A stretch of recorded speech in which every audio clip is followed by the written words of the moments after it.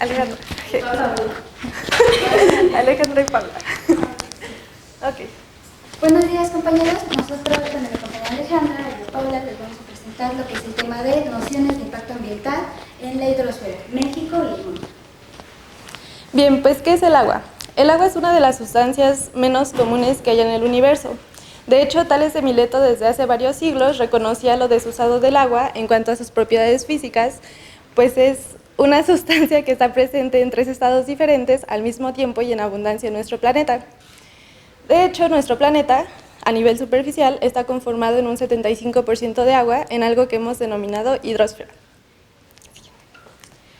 Y bien, la hidrosfera tiene la siguiente distribución, en la que predominan enormemente los océanos, seguidos de las capas de hielo, las aguas subterráneas y hasta el último, por raro que parezca, están los ríos.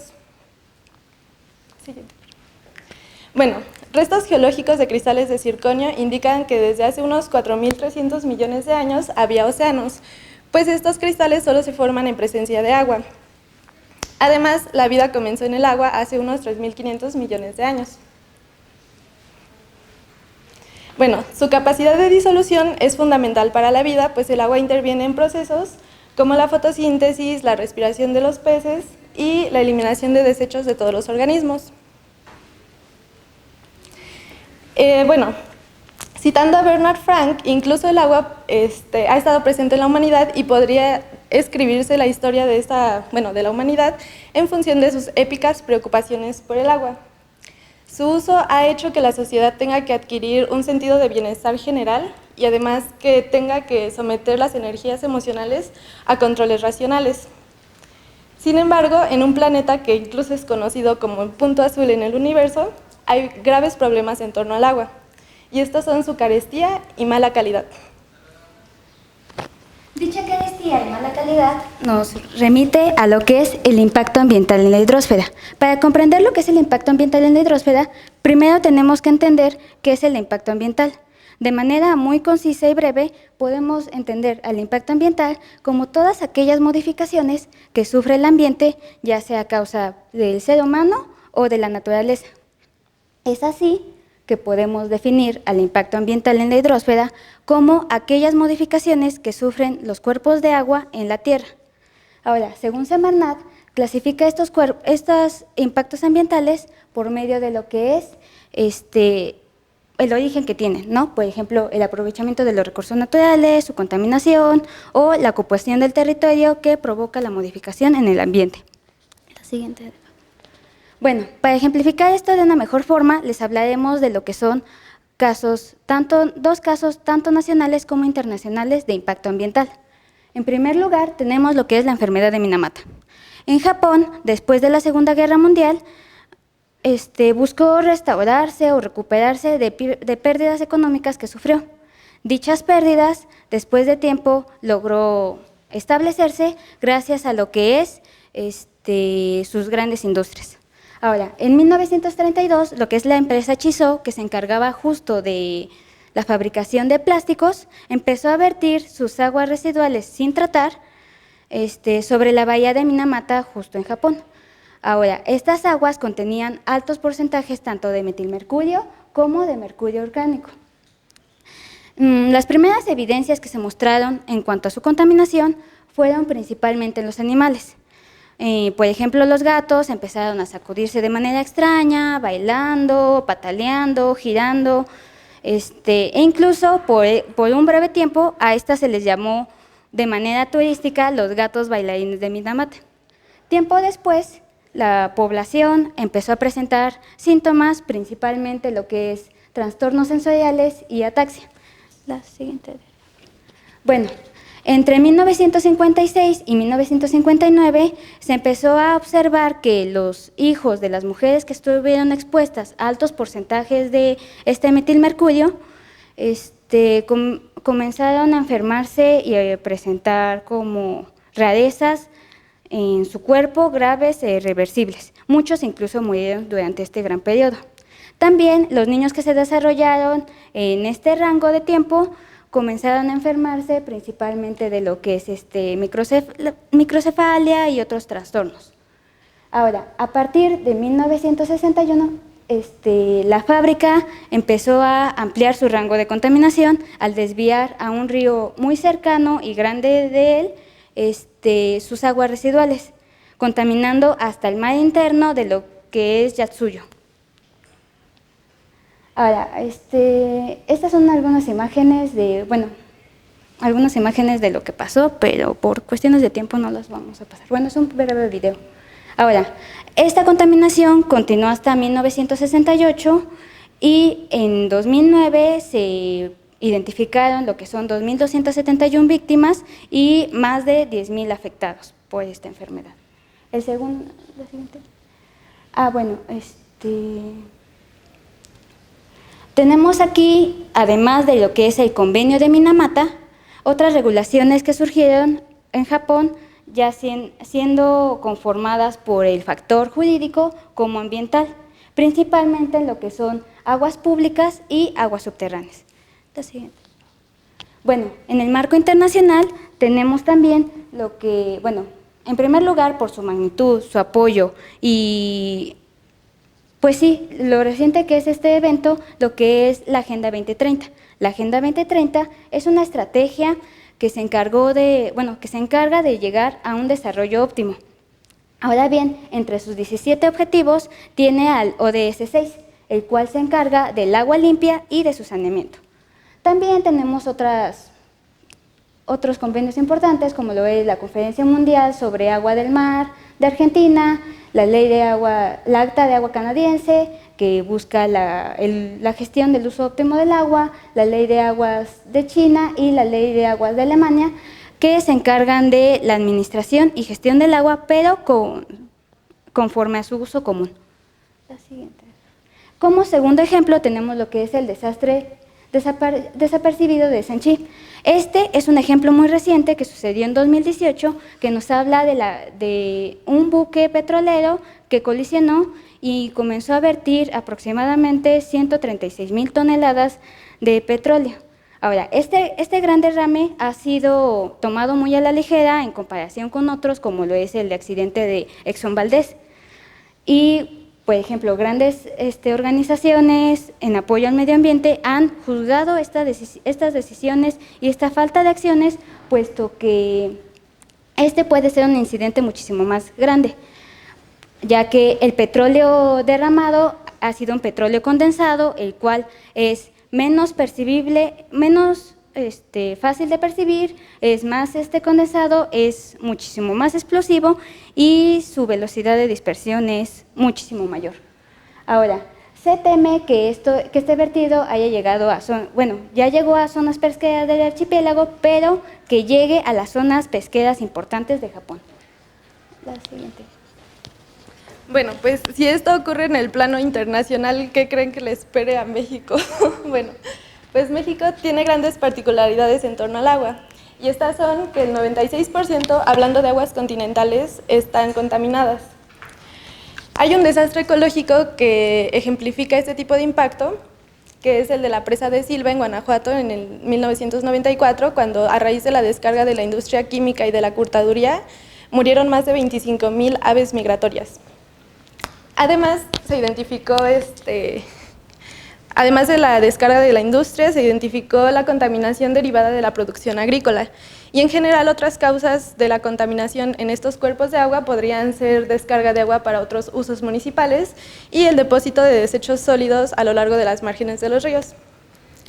Bueno, pues vamos a pasar a un tema un tanto más profundo al respecto.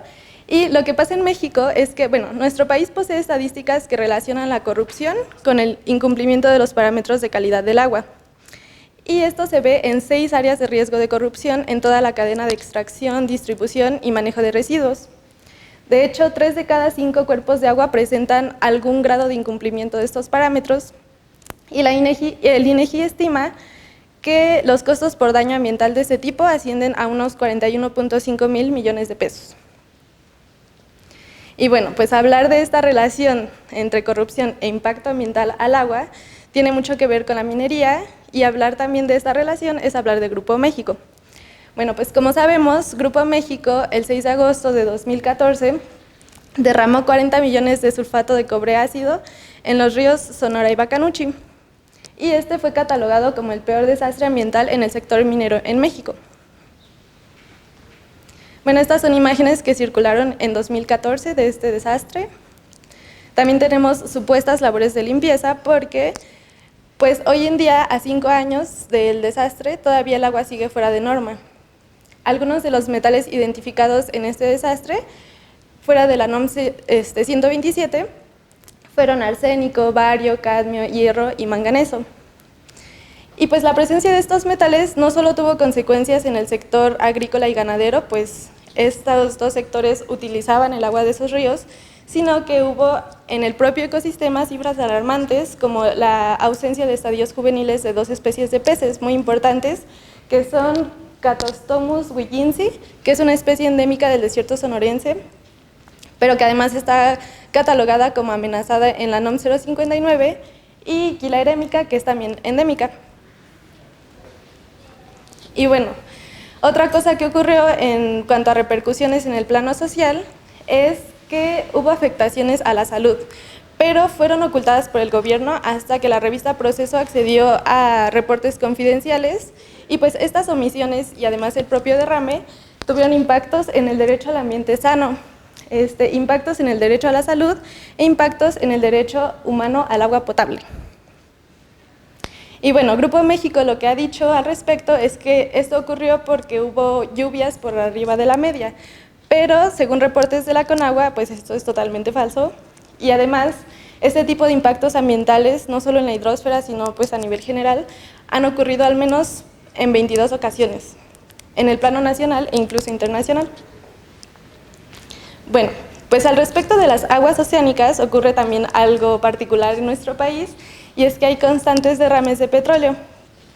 Y esto tiene pues efectos negativos directos en especies, como especies de tortugas, delfines, aves migratorias, y en la dimensión económica esto se hace muy evidente cuando se afectan especies como el camarón blanco, que no solo es afectado por los derrames, sino por la presencia de metales pesados. Bueno, en cuanto a las zonas costeras, tenemos que sucede algo muy triste, puesto que los impactos que tienen más son en cuanto al desarrollo de proyectos enormes turísticos. La que sigue, de favor. Bueno, esta es una imagen mostrándoles como esta relación que tienen las aguas de zonas costeras y su fragilidad. La siguiente, de favor. Bueno, ¿y quién protege el agua? Por la transversalidad que tiene este recurso hídrico, el agua está normalizada y regulada por lo que es Conagua y Semarnat. La siguiente, de favor. Y en cuanto a la Ley Nacional de Aguas, según sus publicaciones, podemos lograr controles que nos permitan hacer el cumplimiento de sus normas en cuanto al derecho del agua. Y bueno, vamos a pasar, ya teniendo este panorama histórico de los impactos ambientales, ahora queda preguntarnos pues cuál es el escenario futuro de la hidrosfera. Esto está muy relacionado con el futuro del Ártico frente al cambio climático, porque pues recordemos que un impacto ambiental no solo es por causa antropogénica, ni la hidrosfera es solo agua líquida. Entonces, ese es un tema latente hoy en día, e incluso, la siguiente por favor, se prevé que el Ártico esté desprovisto de capas de hielo para el 2030, y esto puede generar problemas políticos porque el Ártico pertenece a unos 8 países, y actualmente ya hay problemas de gobernanza en torno a este deshielo, porque este deshielo lo que provocaría sería la apertura de nuevas rutas de navegación transantárticas y el acceso a hidrocarburos y minerales que antes estaban cubiertos por el hielo. Y pues cada uno de los 8 países tiene pretensiones estratégicas diferentes, y pues esto genera un problema en la dimensión política. En la dimensión social, el problema es que los pueblos indígenas, como los inuit que viven en Groenlandia, serían los más afectados porque pues ellos han visto desaparecer su propio territorio por el deshielo. Bueno, y para concluir, podemos decir que dada su gran importancia del agua, esta involucra diferentes ámbitos, tanto el social, político como económico. Hoy en día, también otro punto que queremos abarcar es que hoy en día los escenarios son alarmantes. Por ejemplo, lo que es la acidez de los océanos. Todos este tipo de escenarios nos invitan a formular no solo soluciones tecnocientíficas, sino también socioambientales. Y bueno, pues tales problemas seguramente a veces lleguemos a considerarlos algo distante o que nuestra intervención es nula sobre ellos, como sucede, por ejemplo, con los océanos o algo que también se denomina agua virtual. Sin embargo, hay que recordar que el agua está presente en nuestra vida diaria a través de lo que producimos y lo que consumimos. Y un impacto en ella aquí puede generar un impacto al otro lado del mundo. Adam Smith, para reconocer y recordar un poco del valor del agua, nos decía que la paradoja agua-diamante es algo que considera que el agua, a pesar de que es vital para el uso humano y para la vida en general, pues es de poco valor comercial y es menospreciado. Y pues al respecto de esto queremos invitarlos a una reflexión de que el agua no solo tiene ese valor utilitario, sino que tiene un valor simbólico, estético y espiritual, el del placer que significa verla, oírla, sentirla y tocarla. Gracias.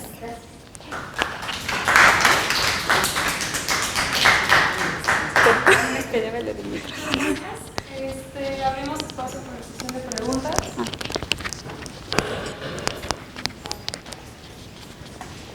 ¿Alguna pregunta, chicos?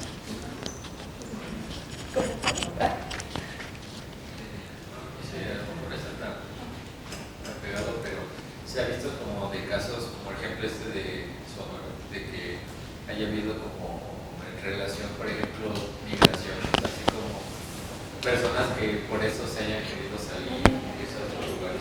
Pues existe lo que son las migraciones en cuanto a cambio climático y no sé, no conozco particularmente de casos de agua, no sé si mi compañera. O sea, te refieres al de Grupo México, por ejemplo, ¿no? Ajá.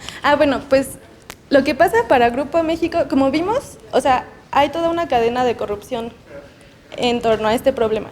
Entonces, ni siquiera hay reportes oficiales en los que podamos confiar demasiado, sino como más bien cuestiones periodísticas. Entonces, hay reportes o entrevistas que hacen a los ribereños y ellos como que platican lo que han vivido. O sea, quizá no haya esas estadísticas de migración, no lo sé, puede que las haya, pero sí, por ejemplo, llegué a leer que, por ejemplo, muchos comercios cerraron. Y pues esto porque los comercios necesitaban agua limpia, ¿no? Entonces, pues al no tenerla, pues no podían laborar. Eso implica pues que no tienes trabajo, quién sabe cuánto tiempo, y que no tienes forma de alimentarte quizá, ¿no? De hacer tu comida. Lo que hizo con agua fue llevar agua potable en pipas, pero no estoy segura de que eso haya remediado esa escasez de agua o esa pérdida, ¿no? Pero sí se llevaban pipas, entonces quizá no hubo una migración tan grande gracias a esa medida, podría ser.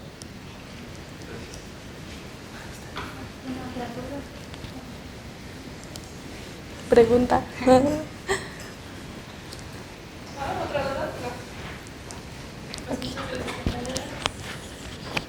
Gracias, pues ya.